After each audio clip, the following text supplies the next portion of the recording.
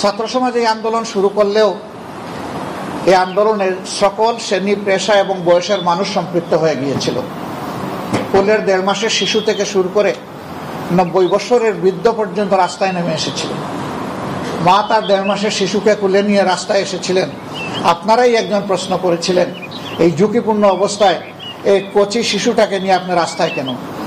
উনি অত্যন্ত আত্মবিশ্বাসের সাথে জবাব দিয়েছিলেন সেদিন যে শিশু আমার কেবল একটা নয়, হাজারো মায়ের শিশু যেখানে অধিকার আদায়ের জন্য রাস্তায় নেমেছে, আমার আর বড় শিশু নাই, বড় শিশু থাকলে আমি পাঠিয়ে দিতাম, আমার যেহেতু নাই আমারটাই নিয়ে আমি নেমে এসেছি।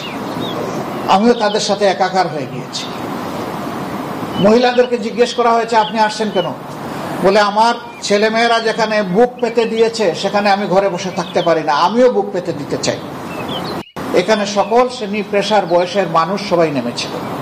রাজনৈতিক দলগুলা তাদের অবস্থান থেকে এই আন্দোলনকে সর্বাত্মক সমর্থন এবং সহযোগিতা দিয়েছিল, কিন্তু এই আন্দোলনের অগ্রভাগে ছিল আমাদের ছাত্র, তরুণ এবং যুবক সমাজ।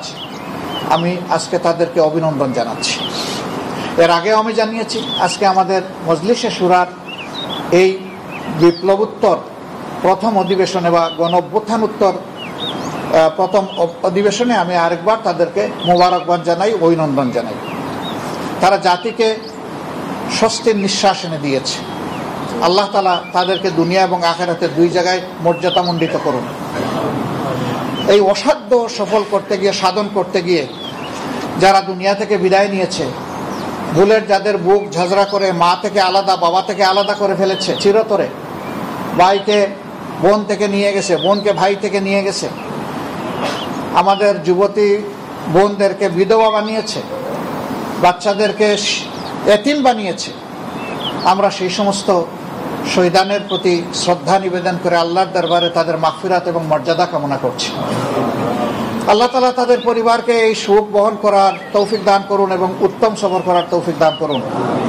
যারা আহত হয়েছেন, মহান মনিবের দরবারে দোয়া করি আল্লাহ তাদেরকে সুস্থতার নিয়ামত দান করুন।